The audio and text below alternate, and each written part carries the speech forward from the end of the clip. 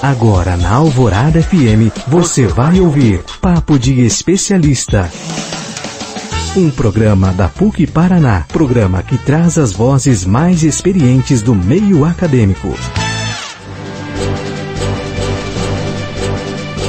Olá, muito bom dia, seja bem-vindo, seja bem-vinda ao Papo de Especialista. Hoje é sábado, dia 7 de setembro. Eu sou Renata de Paula e fico em sua companhia pela próxima hora.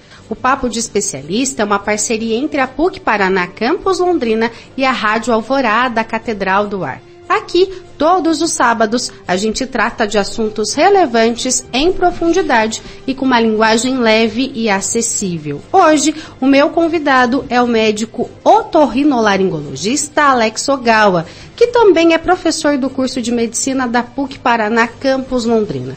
O tema de hoje, saúde respiratória no inverno. Antes da nossa conversa, fique por dentro das novidades do campus Londrina da PUC. Papo de Especialista. Já pensou em ter uma experiência internacional durante a graduação? Na PUC Paraná Londrina, isso é possível. A universidade oferece possibilidades inovadoras de internacionalização para quem sonha com um currículo internacional e uma formação global, feita para os desafios do futuro. São diversas opções: dupla diplomação, intercâmbio cultural, intercâmbio acadêmico, aulas em outras línguas, entre outras alternativas. Venha explorar o mundo com a PUC Paraná. Saiba mais em pucparaná.br. Você acha que deveria aprimorar o seu conhecimento em contas matemáticas? Na PUC Paraná Londrina você pode fazer um curso de extensão para relembrar ou aprender do zero como trabalhar com frações. As inscrições para o curso de extensão de matemática básica estão abertas e podem ser feitas pelo site da universidade. As aulas começam em 28 de outubro. A PUC Paraná oferece aos estudantes o programa PUC Acolhe, um setor de apoio estudantil dedicado ao acolhimento de todos os acadêmicos da universidade, com o propósito de promover aprendizagem, saúde integral, inclusão, garantia de direitos e proteção social. As ações contam com atendimento individual, atividades em grupo, intervenção nas turmas, campanhas, formações e o projeto Focinhos. Venha fazer parte da PUC Paraná. Saiba mais no site da universidade. Papo de Especialista. O inverno é marcado pelo tempo seco, o que pode prejudicar a saúde respiratória, principalmente para aqueles pacientes que sofrem com sinusite, rinite, asma e bronquite. O ar seco irrita as vias aéreas e facilita o desenvolvimento de infecções respiratórias. Além disso, as queimadas frequentes aqui no Brasil neste período aumentam a poluição do ar, tornando a situação ainda mais crítica para quem já sofre com problemas respiratórios. Manter-se hidratado e usar um umidificador pode ajudar a reduzir esses efeitos e a proteger a saúde respiratória. Sobre esse assunto, o tema hoje do Papo de Especialista, eu recebo o professor da PUC Paraná Campus Londrina, o médico otorrinolaringologista Alex Ogawa. Bom dia, professor, seja bem-vindo. Oi, Renata, bom dia, obrigado pelo espaço, obrigado, Romário, por me receber aqui, e obrigado ao staff da PUC, os professores, Nadina, Evelyn e Paulo, pela oportunidade.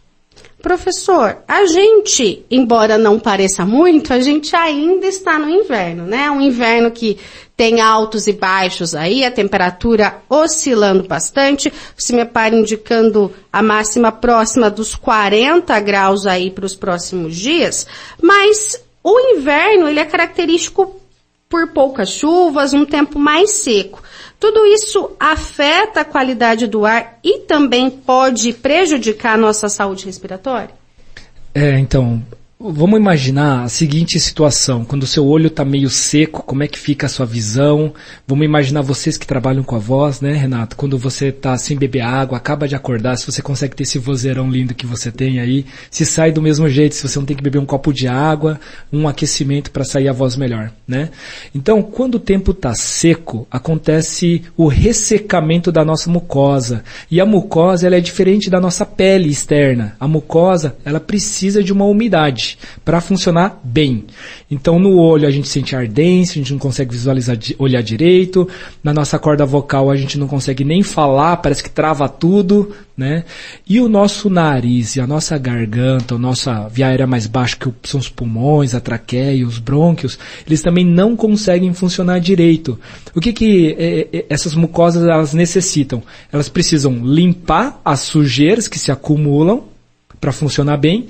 E se acumula muita secreção e fica parado, esses tecidos começam a inflamar.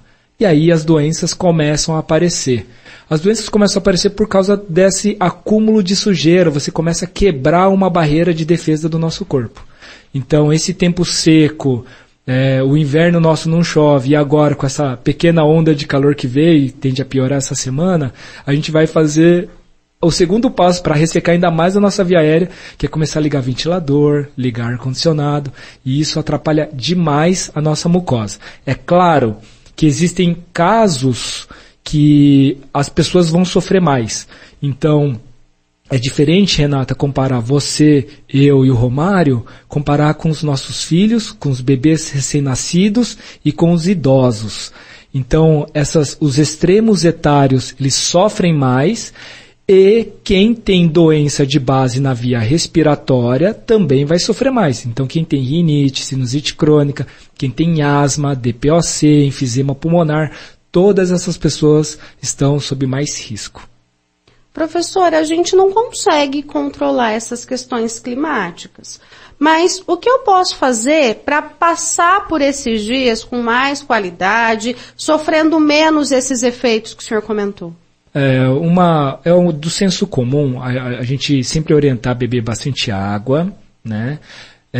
Mas a gente também necessita de uma umidade local, né? Então as medidas locais, então no nariz a gente pinga soro fisiológico, você não precisa fazer aquela lavagem que corre na rede social, da garrafinha que entra um monte de soro numa narina e sai pela outra. O simples fato de você borrifar soro fisiológico, né, para quem trabalha na cara do ar-condicionado, você borrifar um soro fisiológico no seu nariz já vai ajudar muito, por exemplo, né? Para quem trabalha com a voz, né, uma primeira medida seria fazer uma inalação. Mas de uma forma global, para você melhorar um ambiente, eu vou falar de duas medidas. O primeiro, usar o umidificador, e tem que tomar cuidado com o uso do umidificador, você precisa limpar ele, senão você fica jogando mais fungo e outros micro-organismos no ar. Se você deixar muito tempo esse umidificador ligado, você pode aumentar a umidade do ambiente. O excesso de umidade também faz mal para a nossa mucosa, tá? Além de favorecer a proliferação de ácaros e fungos dentro do seu ambiente, dentro do quarto. O umidificador ele não precisa ficar do lado da sua cama, você tem que acreditar que ele vai manter o ambiente úmido. Então não precisa deixar ele do lado do travesseiro, né? Quem já ligou um umidificador numa potência máxima, viu que a base do umidificador ela fica toda molhada. Então deixa ele numa potência menor, né? E não precisa ficar na sua cara, deixa ele um pouco mais longe da sua cara para ele não deixar tão úmido o seu travesseiro, o seu colchão, para não criar tanto ácaro e fungo. Em relação a outra medida, é a medida caseira, né? Então existem duas medidas caseiras que as pessoas fazem: colocar uma toalha úmida na cadeira e colocar aquela bacia de água para umidificar o quarto. Se você pensar, se você já fez esse teste, você já deve ter percebido que a toalha ela seca muito rápido, então ela umidifica por um período muito pequeno. E se você já usou a bacia, você viu que o nível da água da bacia ela estava quase igual, porque a superfície de contato ela é muito pequena. Então eu gosto de misturar as duas técnicas da avó. Você pega essa bacia com a água e você coloca essa toalha dentro dessa bacia. Você deixa a toalha num formato meio sanfonado, deixando metade para fora, não precisa deixar úmido, nada disso, metade para fora e metade imerso dentro dessa água. Essa toalha ela tem muitos pelinhos, então ela consegue evaporar com facilidade e ela vai durar mais tempo já que tem a água da bacia. E a bacia com esse aumento de superfície ela vai conseguir também evaporar de forma mais eficiente e por isso a umidade vai ficar por mais tempo no quarto. Tá? Então, acho que as duas recomendações do umidificador ou o uso da toalha com a bacia, além de beber bastante líquido. Você está ouvindo Papo de Especialista. Professora, a gente vai para o primeiro intervalo da nossa conversa e no próximo bloco eu queria perguntar para o senhor sobre as queimadas, que é um assunto que ganhou bastante destaque agora no mês de agosto. Em setembro a gente continua a falar sobre isso e eu quero que o senhor me explique como esse ar mais pesado pode prejudicar a nossa saúde respiratória. Estamos apresentando Papo de Especialista, um programa da PUC Paraná. Não saia daí, fique ligado, voltamos já. Voltamos a apresentar Papo de Especialista, um programa da PUC Paraná, o seu encontro semanal com o conhecimento. Estamos de volta, hoje é sábado, dia 7 de setembro, feriado nacional, mas tem Papo de Especialista. Eu converso com o professor Alex Ogawa, do curso de Medicina da PUC Paraná, Campus Londrina. O professor Alex é médico otorrinolaringologista. Professor, a gente conversa sobre saúde respiratória aqui no Papo de Especialista. No primeiro bloco, o senhor destacou para a gente como a ausência de chuvas muda a qualidade do ar durante o inverno aqui no Brasil, e a gente está enfrentando um período bem crítico de queimadas. A gente tem ouvido aí repetidamente essas notícias: fogo no norte do país, fogo no centro-oeste, e a gente já tem sofrido aí um pouco com isso. Essas queimadas prejudicam a nossa saúde respiratória, professor? Prejudicam, e vamos entender de duas formas, né? A primeira coisa é o consumo da umidade com uma queimada. Então, da mesma forma que uma queimada, um aquecedor, quando está frio, que a gente coloca no quarto do nosso filho, ele também queima toda a umidade do quarto do seu filho. Então, ele vai ter um efeito de queimada, só não vai ter a segunda parte, que é o cheiro ruim. Então, você tem a perda de toda a umidade quando você liga um aquecedor ou quando você tem queimada dentro da sua proximidade da sua casa, do seu ambiente de trabalho. O segundo fator é que essas queimadas, elas geram muitas substâncias que acabam irritando a nossa mucosa. Se você acordar e a primeira coisa que acontecer é sentir um cheiro de queimado, né, vem aquela fumaça cheia de detritos que irritam a nossa mucosa, você já começa a tossir, você já começa a ter dor de garganta, irritar o olho na hora, de forma imediata. Então esse é o efeito da queimada, né, as substâncias que irritam a nossa mucosa e a perda completa da umidade do ar. Por isso, as queimadas que estão acontecendo, elas estão piorando ainda mais uma situação do tempo seco que acontece dentro do nosso inverno. E é muito preocupante por causa disso. Toda vez que você está diante de uma queimada, seja ela pequena, seja ela média, seja ela grande, além de você manter a umidade das suas mucosas, você precisa remover essas substâncias que acumulam na sua mucosa. E aí, é mais importante ainda você aplicar soro fisiológico no seu nariz e fazer inalação. Algumas medidas mais básicas, às vezes, não vão ter o mesmo efeito. Você precisa ser um pouco mais agressivo nessa hidratação. Lavagem nasal com soro fisiológico e a inalação com soro fisiológico. Professor, e quem tem o hábito de se exercitar ao ar livre, né, correr, por exemplo, aqui no entorno do lago ou, né, em áreas mais abertas, nesse período em que a gente fala em queimadas, nessa fuligem, esse ar mais pesado, é possível ainda praticar essas atividades? É possível, mas a pessoa vai sofrer muito mais, né? O sofrimento vai resultar em queda de desempenho, né? Então, não é prático correr carregando um copo de água, não é prático correr carregando um soro fisiológico para ficar aplicando no nariz, tá? Então, vai ter muito mais dificuldade. Existe uma recomendação da gente tentar sair dos picos de calor intenso, que você vai ter menos umidade ainda. Então, talvez evitar entre 11 e 4 horas da tarde esses exercícios físicos. Se é o único horário que você tem, por favor, faça exercício. Ele faz um bem danado para a sua saúde. Mas se você consegue fugir desses horários, melhor ainda, que vai ser um pouco mais tranquilo. E aí a sugestão seria, antes de você correr, borrifar um pouquinho de soro fisiológico no seu nariz e ao término do exercício físico, beber um bom copo de água, colocar o soro fisiológico no nariz que vai te ajudar bastante. Professor, a gente fala, né, de problemas respiratórios, a gente fala, eu tenho sinusite, eu tenho rinite, outras pessoas em relação à bronquite, mas a gente consegue explicar para o nosso ouvinte? Eu, por exemplo, tenho sinusite. Eu já fui diagnosticada com sinusite crônica. No passado, até fiz uma cirurgia para corrigir o desvio de septo, porque o médico falou que poderia melhorar e tornar esses casos menos frequentes. Mas quando eu falo que eu estou com sinusite, estou com uma crise, o que está acontecendo com o meu corpo? O que está errado? Acho que vou tentar responder por partes, assim. Rinite e sinusite, né? Quais são as diferenças básicas? Você não vai acreditar, Renata, mas hoje em dia o termo mais aceito para denominar uma sinusite é rinocinusite. Então a gente considera que toda sinusite ela já tem o nariz inflamado. Então existe rinite, quando a inflamação está restrita ao nariz, e quando essa inflamação do nariz ela se estende aos seios da face, que ficam na maçã do rosto, por exemplo, na testa, né? A gente tem a rinocinusite. Cada doença ela tem uma característica. Então a rinite ela tem rinite alérgica, rinite não alérgica, a sinusite e as sinites elas podem ser infecciosas, como um vírus, bactérias, tá?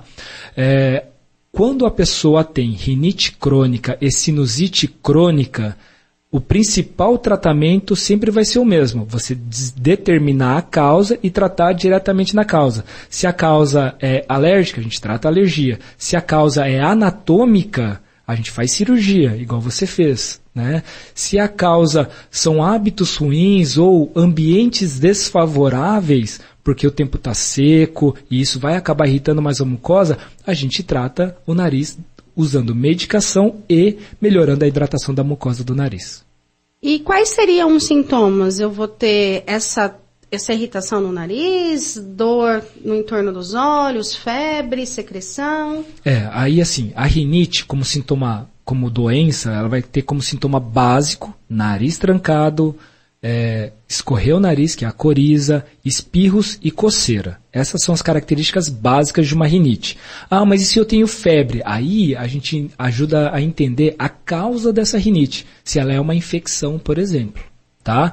Viral ou bacteriana. E na sinusite? Na sinusite, como ela é rinocinusite, a gente tem nariz trancado, coriza, espirro, coceira e outros sintomas associados, como pressão no rosto, também chamado, né, cefaleia, dor de cabeça, né, mas a pressão no rosto é um marco mais chamativo, é inclusive o marco principal da sinusite, tosse, alteração do olfato, coisas que causam inflamação do nariz. Mas por mais que eu tenha reforçado bastante esse ponto da pressão facial, os sintomas mais importantes de uma sinusite são nariz trancado e secreção nasal. Esses são os sintomas mais importantes. Então, muitas vezes a sinusite, ela é entendida às vezes até como uma gripe meio mal curada, né? Meu nariz não melhora por nada, às vezes ela nem tem tanto espirro, tanta coceira, que lembra mais uma rinite alérgica, né? E tem uma sinusite e está passando despercebida só porque não tem dor de cabeça. E a gente trata como sinusite porque é uma sinusite. Não é obrigatório ter essa pressão na cabeça, essa dor de cabeça para fazer o diagnóstico de sinusite. E bronquite, doutor? O que define bronquite? A bronquite, a gente chama, o nome mais técnico seria chamar de asma, né? Então, a via aérea que começa no nariz e vai até o pulmão é uma via aérea única, tá? É claro que o nariz, por entrar em contato direto mais facilmente com os fatores irritantes ou alérgicos, as doenças nasais são mais comuns. Só que as doenças dos brônquios, as doenças pulmonares, elas são doenças bem mais graves, né? Então necessitam de acompanhamento bem próximo do pneu. Então a bronquite é essa inflamação da via aérea baixa, dos brônquios, dos bronquíolos, dos alvéolos, é uma doença pulmonar. E o que acontece nessa doença pulmonar? O canal ele começa a se espessar e a secreção ela não consegue sair e a pessoa não consegue respirar. Por isso, um dos achados típicos de quem tem bronquite, de quem tem asma, é escutar um gatinho no peito, que é o sibilo, porque essa via aérea ela está reduzida, estreitada, e ela não é um estreitamento mecânico, porque tem uma espícula, porque tem um desvio, é um estreitamento inflamatório, da mesma forma que inflama o nariz, inflama a sinusite, inflama os brônquios, e isso causa os sibilos, marcos da bronquite ou da asma. Então, os pacientes que sofrem tanto com sinusite, rinite ou asma devem ficar mais atentos no inverno, porque é possível que eles tenham essas crises. Então, daí existe até um termo para isso, né? A rinite sazonal, a asma sazonal, que acontece a doença em períodos específicos. Tem gente que tem no inverno, porque tem um tempo seco aqui no Brasil, por exemplo, né? As doenças respiratórias são mais comuns no inverno, e algumas pessoas têm no outono, por causa do na primavera, por causa do pólen. Então, são rinites, sinusites e asmas sazonais que acontecem por períodos específicos. Professor, a gente vai para mais um intervalo e daqui a pouquinho a gente volta tratando de saúde respiratória aqui no Papo de Especialista. Não desligue o rádio. Papo de Especialista volta já. Voltamos a apresentar Papo de Especialista, um programa da PUC Paraná. Estamos de volta, Papo de Especialista, esse espaço da PUC Paraná Campus Londrina, aqui na Rádio Alvorada, emissora da família. Todos os sábados, das 11 ao meio-dia, a gente trata assuntos relevantes em profundidade com uma linguagem bem acessível. Hoje o assunto é saúde respiratória e o meu convidado é o médico otorrinolaringologista Alex Ogawa, que é professor do curso de medicina da PUC Paraná Campus Londrina. Professor, a gente comentou aqui no primeiro bloco esse inverno atípico, né? A gente tem uma semana de verão, uma semana de inverno e essa alternância tem seguido aí ao longo da estação.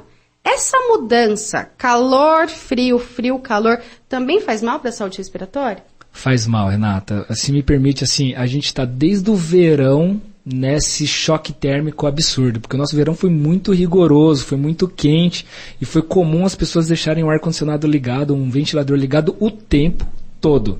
E agora, com essas oscilações que a gente está tendo aqui no inverno, a gente também vai sofrer, seja ligando o aquecedor, seja a gente ligando o ar-condicionado. De uma regra geral, existe o conceito de que a nossa mucosa, o nosso corpo sente oscilações térmicas de 8 graus. Então, se você está num ambiente de 30 graus e vai para um de 20 graus, que nem é tão gelado assim, o nosso corpo já está sentindo. Aí, vai depender quem está sentindo. Se é um extremetário ou se quem já é uma pessoa que tem doença nasal, doença respiratória. Essas pessoas vão sentir mais esse choque térmico. Uma pessoa que não tem nenhuma doença nasal não vai sentir absolutamente nada. Talvez uma fungadinha aqui, uma fungadinha lá, mas vida que segue. Tá? Então, 8 graus acabam sendo suficientes para irritar a mucosa. E aí, existe a diferença de você ir de um lugar quente para um lugar frio e de um lugar frio para um lugar quente. Tá? A nossa mucosa, a nossa temperatura interna, ela é mais quente do que fria. Por isso, quando a gente vai de um lugar frio para um lugar quente, o nosso corpo não sente tanto assim, porque já é mais próximo da nossa mucosa. Agora, quando a gente vai de um lugar quente para um lugar frio, né, que é aquela cena da gente estar lá fora do shopping, a gente entra naquela primeira baforada gelada do shopping, né, que entra no lugar frio, aí a nossa mucosa ela sente, tá? Imediatamente, quando a gente tem esse choque térmico, a mucosa ela pode ter algumas respostas. A primeira resposta é ela começar a secretar secreção para melhorar como uma resposta à inflamação. Opa, está acontecendo alguma coisa estranha. Então o nosso corpo produz um pouco mais de secreção e a gente começa dessa fungadinha. A segunda coisa, que os pelinhos de dentro do nariz que protegem, que vão levando as sujeiras para fora, né, para a gente deglutir essas sujeiras, eles paralisam, eles param de funcionar. E como consequência disso, não funciona da forma que deveria funcionar. Acumula mais secreção, acumula mais bactéria, favorecendo as infecções. Então os choques térmicos, eles sempre vão atrapalhar. É claro que assim, as medidas atenuadoras, elas nunca são muito efetivas, assim. A gente pensa assim, às vezes, em usar uma máscara quando a gente está num lugar quente e está entrando num lugar frio, por exemplo, né? existe toda uma questão do uso de máscara, né, que as pessoas se assustam, parece que você está passando doença para o outro, né, uma coisa meio cultural, então isso às vezes choca as pessoas, né. Então, uma sugestão que eu dou é, se você tem alguma doença de base tratável, seja uma rinite, uma sinusite, uma asma, que procure ajuda, né, quem trata rinite, sinusite, aí tem o pediatra, o otorrino, o alergista. Na questão pulmonar tem o pneumo, o próprio pediatra, os alergistas também. Então, existem os profissionais que podem cuidar da sua saúde respiratória para que você não sofra tanto. E por último, se me perdi mais um tempinho, quando você entra no ambiente, você já começa a espirrar, esse é o típico exemplo de que a mudança, o choque térmico te causou uma irritação. A gente chama isso de uma rinite irritativa. E que é diferente de uma rinite alérgica, que você entra num ambiente que tem muito ácaro e vai desencadear sua rinite alérgica, a série de respostas inflamatórias do nosso corpo, elas demoram mais ou menos de 30 minutos a 1 hora. Então você chega num lugar que tem muito ácaro, né, e você só vai desenvolver os sintomas meia hora ou 1 hora depois, e não de forma imediata. Professor, nesses dias muito quentes, então com a temperatura muito alta, é comum que a gente fique por longos períodos exposto ao ar-condicionado. Então, eu estou no trabalho, o ar-condicionado está ligado. Eu vou para o carro, eu vou ligar o ar-condicionado. Principalmente se eu vou ficar muito tempo, né, no carro. Eu chego em casa, não preciso do ar-condicionado. Vou dormir, ligo o ar-condicionado de novo. É saudável ficar tanto tempo assim, exposto ao ar-condicionado? Eu vou até falar assim que o duro é aguentar ficar fora do ar-condicionado, né? Não deve ser saudável também não, né? É um mal necessário, né, professor? Mas existem algumas estratégias que a gente pode tentar melhorar isso aí. O primeiro cuidado que eu acho que tem que ter é a manutenção do ar-condicionado. Então, a manutenção do ar-condicionado vai depender do tempo que ele fica ligado e do ambiente que ele está ligado. Então, se você está num ambiente de reforma, e você também deixa muito tempo ele ligado, ele vai precisar de uma revisão antes do tempo normal, que normalmente é a cada 6 meses, 1 vez por ano, tá? Mas tem mais um detalhe, existe um filtrozinho do ar-condicionado, desses split normal, que todo mundo usa hoje em dia, que ele é fácil de remover, ele não é difícil de tirar, você só abre, tira a gradezinha, você joga água, espera secar e põe de volta. Ele não é tão complexo. Agora aquela limpeza complexa, tá? Eu tenho um amigo meu que ele briga comigo até hoje, que eu falei para a esposa dele que precisava fazer a revisão do ar-condicionado, e ele tem aquele padrão ursulão, sabe? Que ele quer resolver tudo de problema na casa dele. Ele que instala o fogão, ele que instala o chuveiro elétrico da casa dele, e ele que foi fazer a limpeza do ar-condicionado, ele se machucou todo, se cortou, e ele fica me reclamando comigo até hoje, né? Então, se você tem esse espírito ursulão, faça, mas faça com cuidado, ou chame um técnico para te ajudar nessas revisões mais de 6 meses ou de 1 ano, essas revisões que precisam daquela limpeza mais profunda. Quase perdeu a amizade, mas garantiu a saúde respiratória de todo mundo, né? Tá certo. Ela melhorou, viu? Ela melhorou. Ela conseguiu parar a medicação só por melhorar, fazer a assistência do ar-condicionado. Sério? Sério. Professor, um dia eu ouvi um pessoal, e aí eu não sei se é brincadeira de mau gosto ou se é verdade. O pessoal até estava brincando que quando a gente chega em ambientes públicos, assim, com muitas pessoas, que tem aquele ar-condicionado lá no teto, aquele central, o pessoal até brincava, falou, isso aqui é a maior forma de propagar alergia, rinite e sinusite é a causa disso aqui, porque tá lá em cima, muita gente, difícil acesso. É maldade ou é verdade isso? É verdade, mas assim, aí a gente tem a questão da parte técnica, né? Como é que a gente vai refrigerar ambientes abertos, ambientes grandes, né? Se você tentar usar ar-condicionado, você às vezes vai quebrar o ar-condicionado com uma frequência muito grande. Então, como recurso, as pessoas usam esse ar central, esse gerador central. E aí, sempre houve a denominação de uma doença, que é a doença do prédio doente, porque você tem um ar-condicionado central que fica jogando doença para o prédio inteiro. Diferente do split, que é só a gente tirar a gradezinha e fazer a manutenção de um ar-condicionado central, ela é muito difícil de ser feita, né? E não deve ser barata, imagino eu. Então, é uma solução técnica, financeira, por você conseguir não perder tantos aparelhos de ar-condicionado. Ao mesmo tempo, com certeza, você pode estar promovendo bastante doença pulmonar por causa disso. Então, a síndrome do prédio doente, do pulmão doente, acontece por causa desses geradores de ar centrais, né? Professor, e qual seria ali a temperatura mais adequada quando a gente fala do uso do ar-condicionado? Você sabe que, assim, não tem uma temperatura específica, né? Vamos imaginar assim, se a gente imaginasse uma temperatura, quem mora nos extremos, né, assim, no Canadá, né, só para não falar que é tão extremo assim, né, no Canadá, sofreria muito mais quem vê neves, teria muito mais doença nasal do que quem mora num clima tropical, né? E isso não é regra, isso não é verdade.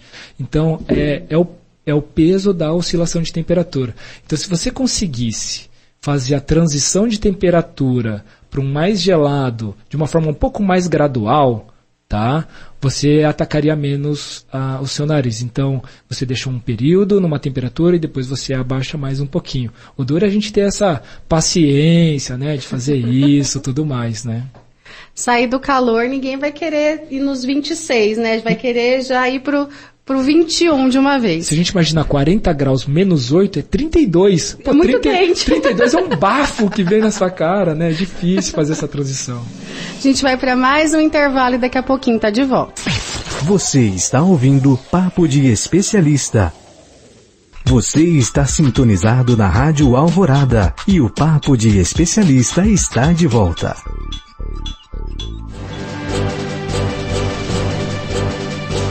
Último bloco do Papo de Especialista. O meu convidado de hoje é o médico otorrinolaringologista Alex Ogawa. Ele também é professor de medicina da PUC Paraná, Campus Londrina. A gente trata hoje de saúde respiratória.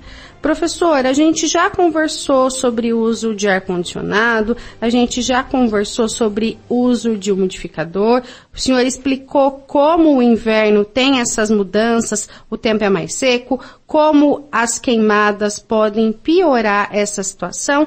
Quem está ouvindo a gente em casa agora, finalzinho da manhã de sábado, de repente não ouviu o início da nossa conversa, quais seriam as dicas que o senhor traz para a gente para tentar amenizar esse desconforto de olho seco, garganta raspando, excesso de secreção no nariz? Não precisa muito segredo assim, né? Então, quem não sofre com isso não precisa se preocupar tanto, mas quem está sofrendo, quem já tem doença, né? Você precisa fazer alguma coisa, senão sua qualidade de vida cai muito, né? E, além de cair a qualidade de vida, você fica muito suscetível a mais infecções. Então, uma pessoa que tem uma gripe, um resfriado que normalmente melhora com 3, 5 dias, você vai ser a pessoa que vai ficar com 7, 10, 15 dias, ou o quadro ainda vai se transformar num quadro bacteriano. Então, valem alguns cuidados, tá? O primeiro cuidado, que se você detecta que você está próximo de áreas de queimada, está muito seco, você está ligando muito o ar-condicionado ou o aquecedor, tá? Você precisa fazer alguma coisa para melhorar a umidade do ar. E aí, existem algumas coisas que você pode fazer, tá? A primeira coisa, beber bastante líquido, obviamente, tá? Segunda coisa, deixar sempre tentar ventilar o ar ou ventilar a sua casa bem. E a terceira coisa é ligar os acessórios para manter a umidificação de forma adequada. Você pode usar um umidificador, tá? A minha sugestão é que o umidificador não seja usado uma potência forte, seja usado uma potência bem baixa. Você tem que acreditar que ele vai ser eficiente para umidificar o seu ambiente, tá? E não deixar ele do lado da sua cama, tá? Do lado do seu travesseiro, onde ele poderia ter um excesso de umidade e causar proliferação de fungos de ácaros no seu travesseiro ou na sua cabeceira, que vai irritar ainda mais o seu nariz. Existem algumas recomendações de não deixar também muito próximo de parede, para não acumular fungo na parede. Mas aí fica, a não ser que você more num quarto real, né? É difícil a gente imaginar fugir da parede e tudo mais, né? Mas um pouquinho afastado talvez seja uma solução, tá? A ideia da potência é não sair com aquela base do umidificador toda molhada, tá? E a outra coisa, o umidificador ele precisa também de manutenção. Uma segunda sugestão é misturar os métodos da avó. Ao invés de você colocar a toalha úmida na cadeira, ou ao invés de você colocar aquela bacia com água, você vai pegar a bacia com água e vai colocar a toalha dentro dessa bacia. De que forma? Você vai deixar a toalha num formato meio sanfonado, tá? Fazendo várias curvas e vai deixar metade para fora e metade para dentro. Essa metade para fora tá seca, não tem problema. A toalha ela vai subir com essa água e vai ficar evaporando, dando umidade para o seu quarto. Você não precisa obrigatoriamente comprar um umidificador. E existem ainda, né, até esqueci desse detalhe, existem umidificadores que controlam a umidade do ar, esses mais tecnológicos, né? Esses seriam fantásticos.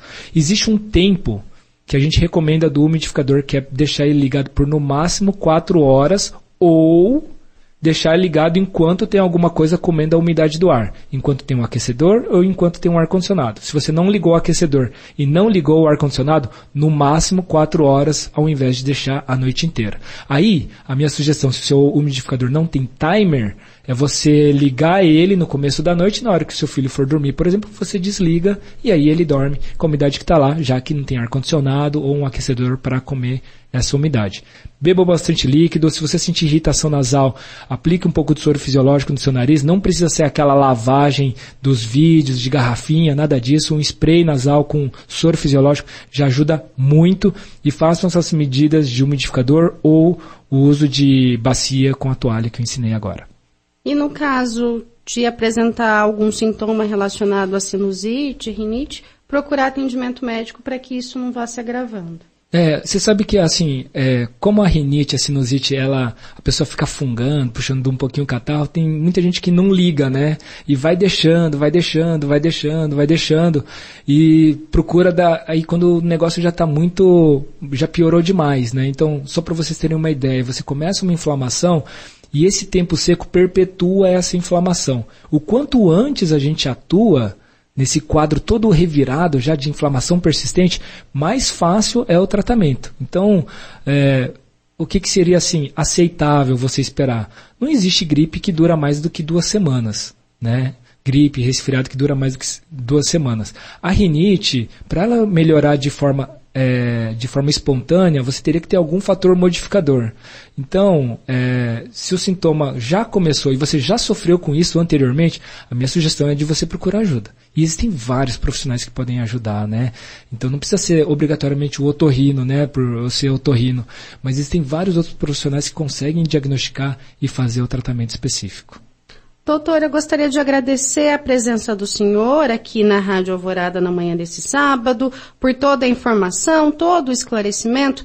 Tem algum ponto no que diz respeito à saúde respiratória que eu não tenha perguntado, que o senhor acha importante ressaltar, reforçar nesse momento? Renata, na verdade, eu queria agradecer o espaço, agradecer você e o Romário e o espaço que a PUC também me abriu. Nossa, foram várias perguntas, eu fiquei até aqui pensando se tinha mais alguma coisa para falar e você foi tirando todas as informações que eu tinha aqui. Mas eu acho que a gente cobriu bastante, eu agradeço o clima descontraído que vocês criaram aqui, foi muito prazeroso estar aqui e participar e espero que as pessoas essas informações possam ser úteis para os ouvintes. Você está ouvindo Papo de Especialista. Com certeza, professora, a gente que agradece, deseja um excelente sábado, um excelente final de semana ao senhor. Eu agradeço também pela sua companhia. O Papo de Especialista é uma parceria, uma produção conjunta entre o Departamento de Jornalismo da Rádio Alvorada e a Assessoria de Comunicação da PUC Paraná. Apresentação comigo, Renata de Paula, trabalhos técnicos com o Edgar Vieira, o Romário e o Everton Gasparini. E eu volto na semana que vem com mais um Papo de Especialista. Este foi o Papo de Especialista, um programa realizado pela PUC Paraná. Papo de Especialista.